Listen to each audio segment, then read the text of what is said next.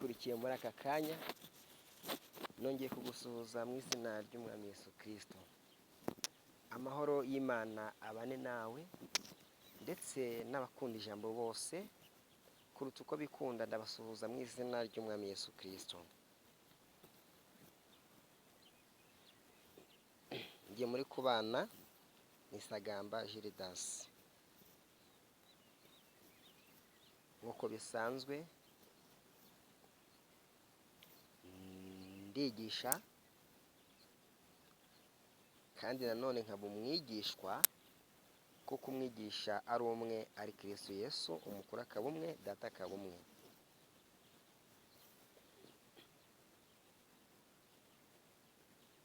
Reka nsengere wowe ufunguye video nawe uri kudukurikira, kugira ngo Imana ibanze iguhe umugisha, iguhe n'imbaraga byo kuba wemeye kunkurikira, kuko atari njye ugiye kuvuga, ahubwo ari ijambo ry'Imana rigiye kuvugwa. Nangiye nsenga mu izina ry'Umwami Yesu Kristo. Imana yo mu ijuru yumva gusenga kw'abantu, ikita ku byo abantu basenga,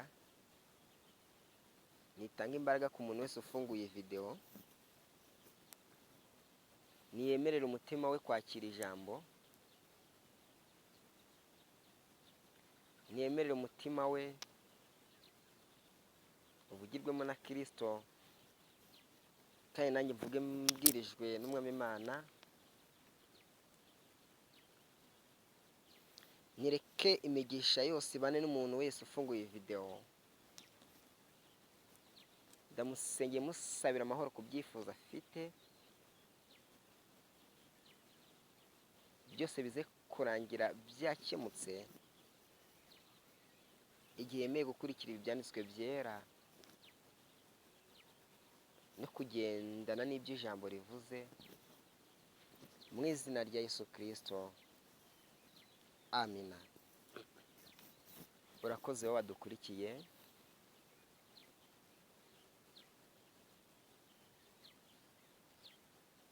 Tugiye gusoma muri Matayo ibice 14. Yesu Kristo arushe gukomeza kubana nawe. Muri icyo gihe Herode umutegetsi w'intara ya Galileya yumva ibya Yesu, nuko abwira abo mu rugo rwe ati, uriya muntu ni Yohana Umubatiza wazutse, nicyo gituma afite ububasha bwo gukora ibitangaza. Koko rero Herode yari yarategetse ko bafata Yohana bakamuboha, bakamushyira muri gereza. Impamvu yaturutse kuri Herodiya, umugore w'umuvandimwe we Filipo. Yohana yari yabwiye Herode ati, ntibyemewe ko umutunga. Ibyo bitera Herodi gushaka kwica Yohana, ariko yatinyaga rubanda kuko bemeraga ko Yohana ari umuhanuzi. Ku munsi mukuru wo kwibuka ivuka rya Herodi, umukobwa wa Herodiya abyinira imbere y'abatumirwa, binyura Herodi cyane, ku buryo yamurahiriye ati, ndaguha icyo unsaba cyose. Nuko uwo mukobwa amaze kugirwa inama na nyina, aravuga ati, mwume igihanga cya Yohana Umubatiza. bahite bakinzanira ku mbehe. Umwami Herode arababara, nyamara kubera ko yari yabirahiriye imbere y'abatumirwa be, ategeka ko biba bityo. Atuma umuntu muri gereza aca Yohana igihanga. Yakizanye ku mbehe agiye uwo mukobwa, nawe agishyikiriza nyina. Nyuma abigishwa ba Yohana baraza, bajyana umurambo we barawushyingura, maze bajya kubimenyesha Yezu.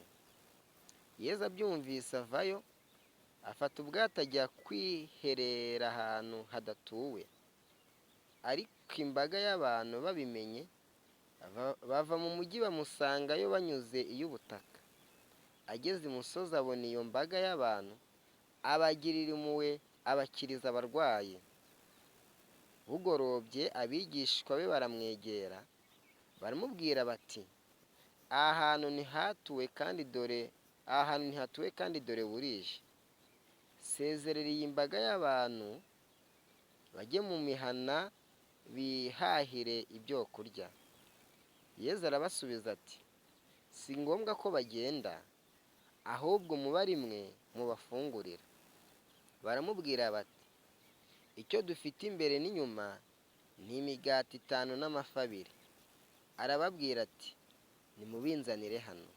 Nuko ategeka abantu kwicara mu byatsi, afata iyo migati 5 n'amafi 2, areba ku ijuru, ashimira Imana, arabimanyagura abiha abigishwa be, nabo babikwiza abo bantu. Nuko bose bararya barahaga, batiranya utumanyu dusagutse twuzura inkangara 12. Abari bariye nk'ibihumbi 5, atabariyemo abagore n'abana. Bakirangiza Yezu ategeka abigishwa be kujya ku bwato ngo bamubanzirize kugera hakurya, mu gihe agisezerera iyo mbaga y'abantu. Amaze kubasezerera azamuka umusozi, ajya gusenga yiherereye. Umugoroba ukuba akiri wenyine. Icyo gihe bwa bwato bwari bwamaze kugera kure y'inkombe. Umuhengeri ubukoza hirya no hino kuko umuyaga wabaturukaga imbere.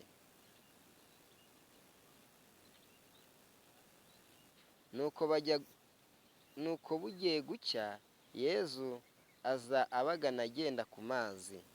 Abigishwa be bamubonye agenda ku mazi, bakuka umutima baravuga bati, ni umuzimu. Bagira ubwoba barataka. Yezu aherako arababwira ati, nimuhumure, ni jye, mwigira ubwoba. Petero aramusubiza ati, Nyagasani, niba ari wowe tegeka ngo ngusange ngenda ku mazi. Yezu aramubwira ati, ngwino. Nuko Petero ava mu bwato agenda ku mazi agana Yesu. Nyamara abonye ko umuyaga ukajije umurego, agira ubwoba atangira kurohama, maze aratabaza ati, Nyagasani, nkiza. Ako kanya Yezu arambura ukuboko, aramusingira, aramubwira ati, yewe ufite kwizera guke we, utewe n'iki gushidikanya? Bageze mu bwato umuyaga urahosha. Nuko abari mu bwato bapfukama imbere ya Yezu bati, koko uri umwana w'Imana. Bafata hakurya mu ntara ya Genezareti. Abantu baho bamenya ko ari Yezu, bakwiza inkuru muri ako karere kose, bamuzanira abarwayi babo bose. Nuko baramwinginga ngo byibura bakore ku ncunda z'umwitero we, abazikozeho bose bagakira. Mwami Yesu, ni amagambo y'Imana, si twe tubisobanura cyangwa tuyavuge, ahubwo ni Kristo uri muri twuvuga. Ngaho ubusobanuro buturutse kuri wowe buhabwa bumvira ijambo, mu izina rya Yesu, amina. Tubonye Herode umutegetsi w'intara y'i Galileya yumva ibya Yesu. Tubonye nka Galileya, mwibuka twabonye ko abo twatangiranye twabonye ko ariho Yesu yavukiye i Betelehemu muri Nazareti.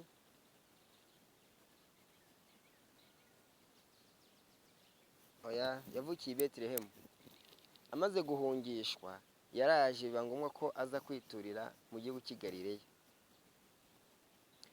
Nuko abwira abo mu rugo rwe ati, uriya muntu ni Yohana Umubatiza wazutse. Yavuze uriya muntu ni Yohana Umubatiza, ntabwo asanzwe, yumvise ibiri gukuba. Ariko uyu Herode yari yarategetse ko bashyira Yohana mu nzu y'imbohe, ariko ngo umukobwa arabyina aravuga ati, noneho rero wa mukobwa we, saba icyo ushaka kuko uranejeje. Umukobwa ngo aragenda yegera nyina. Nyina ati rero genda usabe igihanga cya Yohana. Icyatumye nyina ashaka kumwicisha ni uko Yohana yakomeje gucyaha acyaha Herode ko uriya mugore wa mwene se atagomba kuba umugore we, atagomba kumucyura, ariko birangira amucyuye.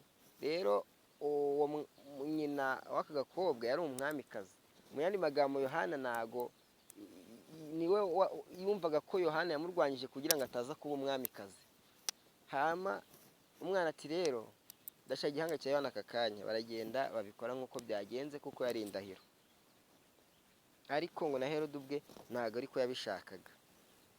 Hanyuma Yesu akibyumva ngo ahita ajya hakurya y'amazi. Akimara kuhagera n'ubwato rwose, akigerayo ngo ariko abandi baciye ubutaka bamusanga ari benshi, babonye abagirira impuhwe, bari nk'intama zitagira umwungeri. Abona ko bakeneye Imana, bakeneye ijambo ry'Imana, ariko nta mwungeri bafite, bari benshi cyane. Ngo abakiriza abarwayi babo, arangije ngo arabicaza ndetse aranabagaburira. Ubwo abigishwa bavuze ati nta byo kurya turabigenza dute? Ati oya, mubicaze. Arabagaburira abahungu, arabagaburira batabarimo abahungu, batabarimo abana batoya, abahungu bato n'abakobwa bato n'abamama. Abagaburira babaze biriya mu bitanu byose byarariye.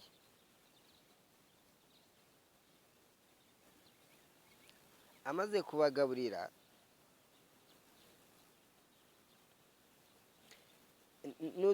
dufite imbere n'inyuma imigati 3 n'amafi 2. Imigati 3 n'amafi 2 abantu barariye barahaga. Icyo ni igitangaza Yesu yakoze. Ibihumbi 5 byose barariye batabariyemo abagore n'abana. Hanyuma bararya barahaga. Oh haleluya, barahaga rwose. Barangije ngo arangije arababwira ati none mumbanzirize kugera hakurya. Abana arabasezerera, mu gihe ari gusigara asezerera abantu, abigishwa asa nk'uwakinze akanabwira ati none mugende mumbanjirize kugera hakurya n'ubwato nanjye ndaje. Wari karangije ahita yigendera, yizamukira umusozi ajya gusenga. Arasenga kugeza ubwo arinda akesha ijoro. Mu kuza mu musesero rero babona arimo aragenda hejuru y'amazi. Ati karabaye, ibi ni ibiki? Buriya ni umuzimu. Ngo baratinya cyane barasakuza. Wari karava ati nimwitinya, ni jye Kristo, ni Yesu naje. Petero akibibona ati ariko Yesu we, ibyo ukora nanjye nabikora. Atari ku bundi ko nzi kuri ntanjye gutukora ibintu nanjye nibinanira. Ati mva, ati nanjye tegeko reko nabikora, wowe bitegeke gusa ubwo butwara ufite ko nanjye nabushika. Iyaba twese twagiye kwizera nk'uko uyu mugabo Petero, byarushaho kuba byiza. Mu bigishwa bose niwe muntu washoboraga kugira kwizera gutinyuka. Niwe muntu yacikaga intege, ariko niwe muntu wateye intambwe. Ubwo abandi babaga bari ku murongo wa rimwe, we yabaga ageze kuri 5 akacika intege, ariko yari yagerageje. Bikagaragara ko yaguye mu makosa, ariko yaguye mu makosa yari yagerageje kujya mu kuri. Abati ariko ubundi utegetse nge sinaza. Ubwo bose batinya bati biriya ibintu ati ngiye nahita nipfira, ariko aravuga ati kuva ari uri witegeka wana nategeka ntacyo ndi bube. Arategeka ati ngo vayo. Abona ari kugenda hejuru y'amazi, ngo ariko umuyaga ubaye mwinshi. Ati ese ko noneho wenda wiwe hari impamvu, gusa ngiye kuko ndi nshiritse sindi buruhame. Akibitekereza aba yaruhamye. Undi aramufata ukuboko ati kwizera guke kwawe. Oh haleluya. Imana igiye kujya tugira kwizera guhagarara, kutajya kunyeganyega. Niba twizeye dore twizeye, niba twizeye ko iyo wizeye hari ahantu bigera bikara. Iyo bikaze hari rero ugahita ucika intege ukava mu kwizera, nawe biba bigiye gupfira. Ahubwo aho ngaho bikaze, none ariho kwizera gita kwiyongerera. Kristo aba yanesheje, icyo gihe uba wanesheje. Hanyuma rero arategeka umugabo rwose ngo arambuka, ariko aza kugira kwizera guke. Yesu amufata ukuboko arambwira ati witinya, ugira kwizera. Ubwo uko biri kose bakomeje kugendana muri ayo mazi, barinda bayavamo, agera hakurya. Icyo ni igitangaza babonye ukuntu Yesu agenza hejuru y'amazi agendana na Petero, barimo basanga. Hanyuma rero ngo 3 na 4 bafata hakurya mu ntara ya Genezareti. Abantu baho bamenya ko ari Yesu, bakwiza inkuru muri ako karere kose, bamuzanira abarwayi babo bose. Nuko bamwiga ngo byibura bakore ku ncunda z'umwitero we, abazikozeho bose bagakira. haleluya. Ntazi ati noneho rero reka tukubwire basi, reka tujye dukoraho gusa tuyadukira. Abati noneho nimukoreho, abakozi bose barakira. Uko wizeye Kristo niko bigenda. Bati rero noneho mwami, reka nkubwire, reka noneho ngewe ngusenge gusa byonyine, nizere izina ryawe ko ribasha kunkiza. Ukabyizera ugomba gukira mu izina rya Yesu. Imana data yo mu ijuru iduhe kwizera. Reka nsengera wowe wankurikiye muri aka kanya twatangire twadusozanyije, reka ngusengere kugira ngo Imana iguhe kwizera, wowe wankurikiye, wowe wabashije gutangira iyi nyigisho, ukaba watangiye ntangira muri Matayo, tukaba dusozanyije uri gukurikira ijambo ry'Imana. Ndashaka ngo ngusengere Imana iguhe kwizera mu izina rya Yesu.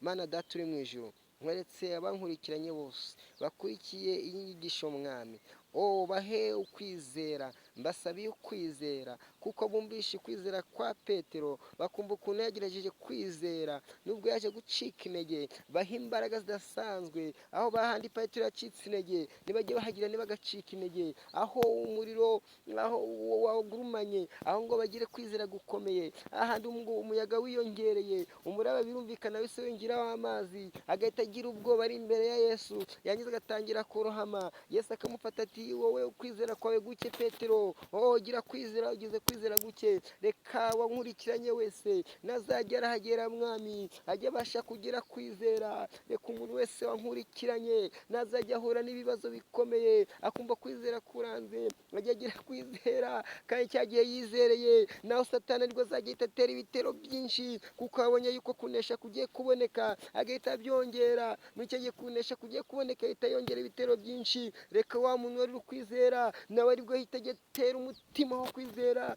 ajya ahita atera ijambo ati handitswe ngo kwizera guke ntibikabeho, ajya ahita yibuka inkuru ya Petero, ahubwo umuraba ubaye mwinshi, aho inyanja ibaye nyinshi, kwizera kwiyongere mu izina ry'umwami Yesu Kristo. Reka bijye bimugendekera neza mu izina rya Yesu. Ndasenze wankurikiranye wese wumvishe icyo kwizera icyo ari cyo, wumvishe ukuntu Petero byagenze, ndamusabira umuntu wese wakurikiye inyigisho kugira ngo umuhe kwizera mu buzima bwe bwose, maze azabashe gushika mu bwami bw'Imana ari amahoro, mu izina ry'umwami Yesu Kristo, amen.